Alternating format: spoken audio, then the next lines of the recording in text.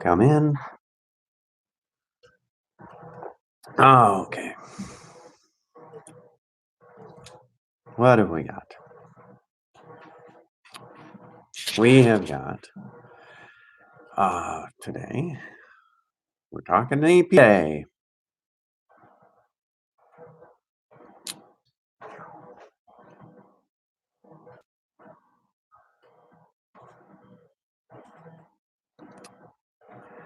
And we'll give you guys a few minutes to come around.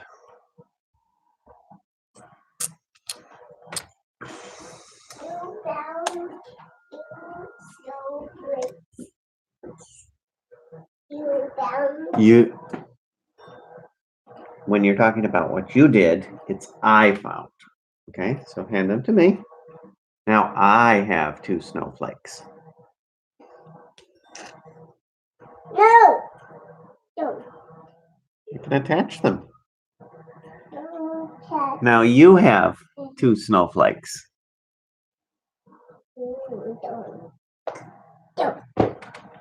Don't. I think it got under my desk. Is it under? No. Are you sure? No.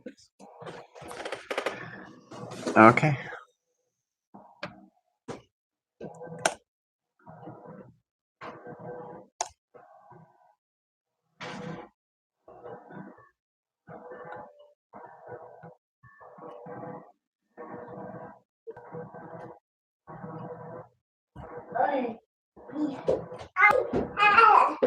A horse too.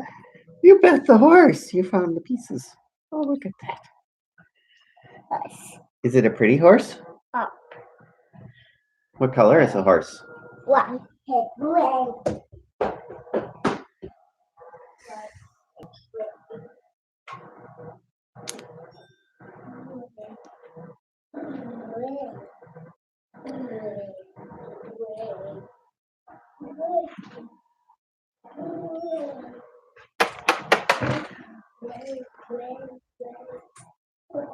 I found a horse.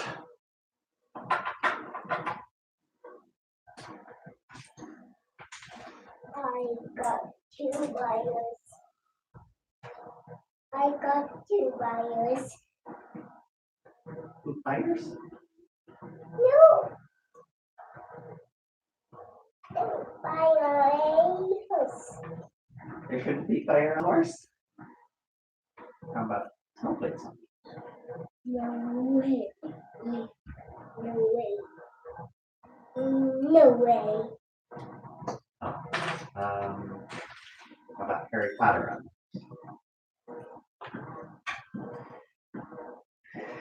No way. It's in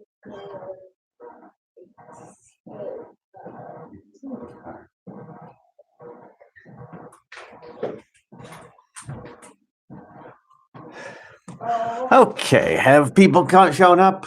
I don't know. It's 9 o'clock and it's time to do my rant. Daily rant. Okay. So, the EPA. You may have seen this story a few years back.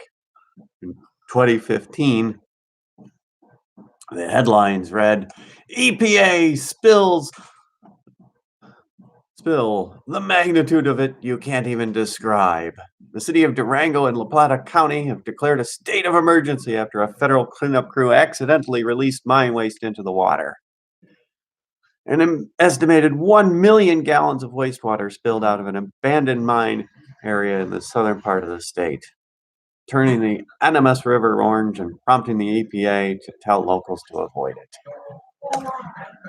Well, a week before that, on July 30th, that was August 10th, this geologist, a guy named Dave Taylor from Farmington, says, EPA plan is really a Superfund-based blitzkrieg. Your EPA dilemma has caused my blood to boil. Based on my 47 years of experience as a professional geologist, it appears me The EPA is setting your town and the area up for a possible Superfund blitzkrieg. Mr. Hestmark, EPA's representative, stated, "We don't have an agenda," and that's either ignorant naivety or an outright falsehood. I am certain Mr. Hestmark's hydrologists have advised him what's going to happen when the Red and Bonita portals are plugged and the grand experiment begins. With known and foreseeable results and possible negative consequences. Based on my experience, following the plugging, the exfiltrating water will be retained behind the bulkheads, accumulating at a rate of approximately 500 gallons a minute. As the water backs up, it will begin filling all connected mine workings and bedrock voids and fractures. As the water level inside the workings continues to rise, it will accumulate head pressure. As the water continues to migrate through and fill interconnected workings, the pressure will increase. Eventually, without a doubt, the water will find a way out and will exfiltrate uncontrolled through connected abandoned shafts, drifts, rises, fractures, and possibly from talus on the hillsides. Initially, it will appear that the miracle fix is working.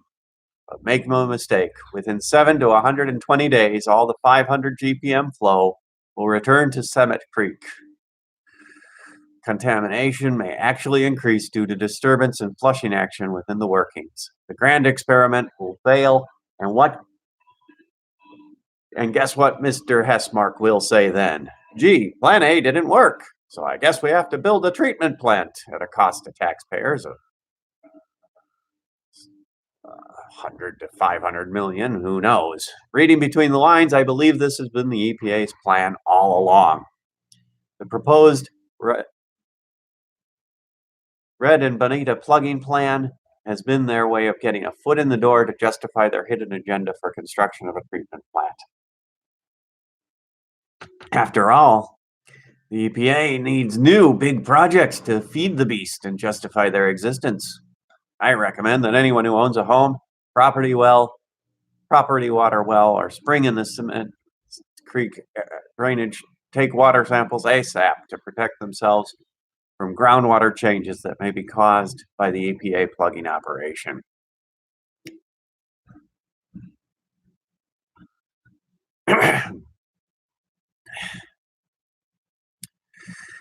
The EPA, then the editor adds, the EPA actually has no concern for the environment. They just happen to use the environment as a cover story to create laws and gain an advantage for the companies that lobbied for exemptions to the agency's regulations and to collect money in fines. There are solutions outside the common government paradigm.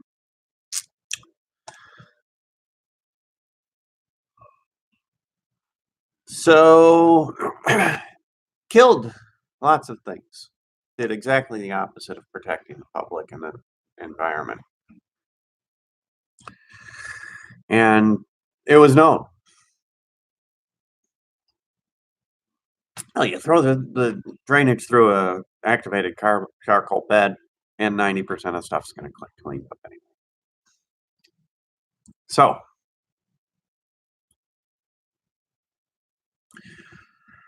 one of the problems the EPA has is they over control.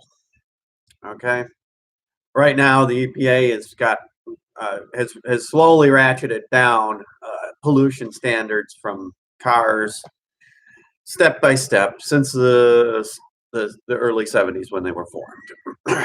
And first we had to take out the leaded gasoline. Not so much for the pollution, although that was one of the excuses was the lead in the air was making kids dumb, which was never proven and never shown. And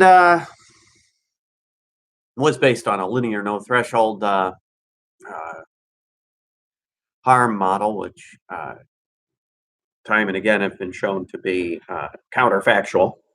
There are thresholds to almost all ways of getting pollutants into you.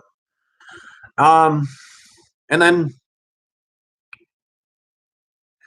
so they had to take the lead out to make catalytic converters work because they were a platinum matrix that got hot, and when it's hot, it allows the combustion of the exhaust gas to more combusted forms, which are less dangerous.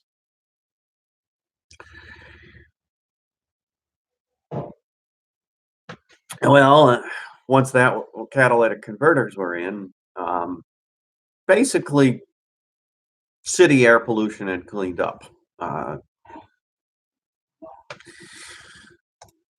Smog days in LA,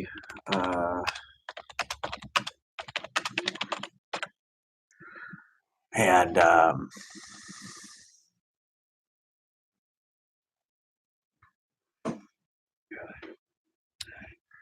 pretty much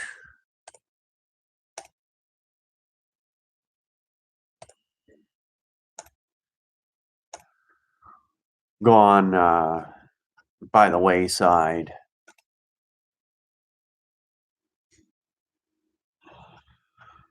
By the late 80s.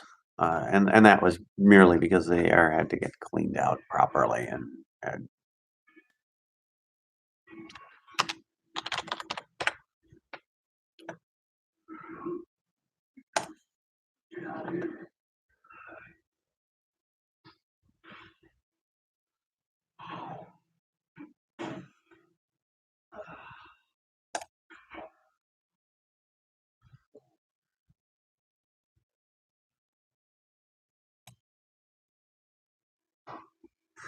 let's see.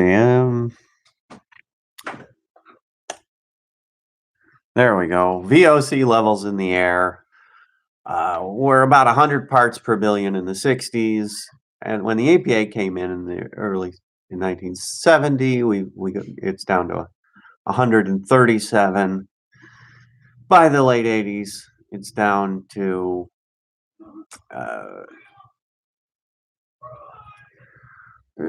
100 parts per billion in the 60s and down to 2 parts per billion by the 2010s.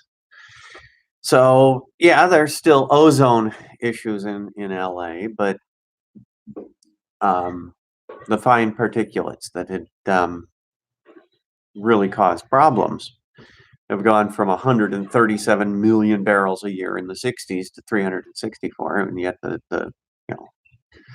by 1990, the smog in LA was no longer a real problem, maybe 10 parts per billion.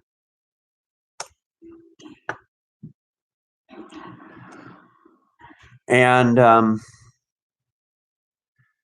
but since then, of course, California and LA have ratcheted back the emissions standards and made it tougher and tougher to make a car that'll run well in Southern California. And what's going on?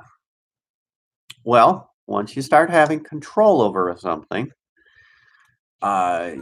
you need to have some reason for your existence, and you need to, you've got these people, and what are they going to do? Sit on their hands? No, they have to be showing that they're doing something. So they commission studies, and of course, those studies are going to want to come up with satisfactory answers for the agenda of the bureaucrat. And so those studies are going to be looking for some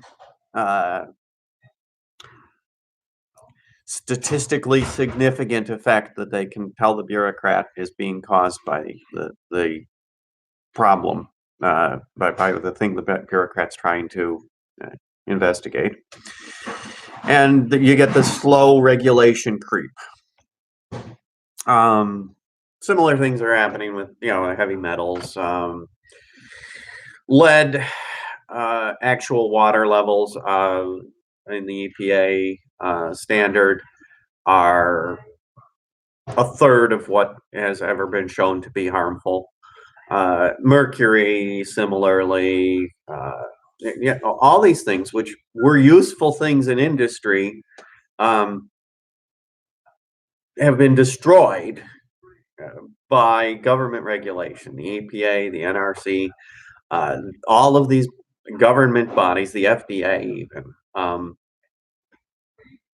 don't care about you. They don't care about how you actually get affected. They care about political power. They care about controlling people and being it and getting people used to having the government dictate aspects of life that make no sense. I've got a freaking washer which eh, does a horrible job because of EPA rules about how much water the washer can use, about EPA rules about what uh, soap I can put in there, about EPA rules about how to uh, you know, it's rotten. It's rotten. My dryer usually won't dry properly on the first try. Why? Because EPA has ruled that it has to use certain amount of electricity for a run, and it can't use more than that, or energy, right? It's crazy.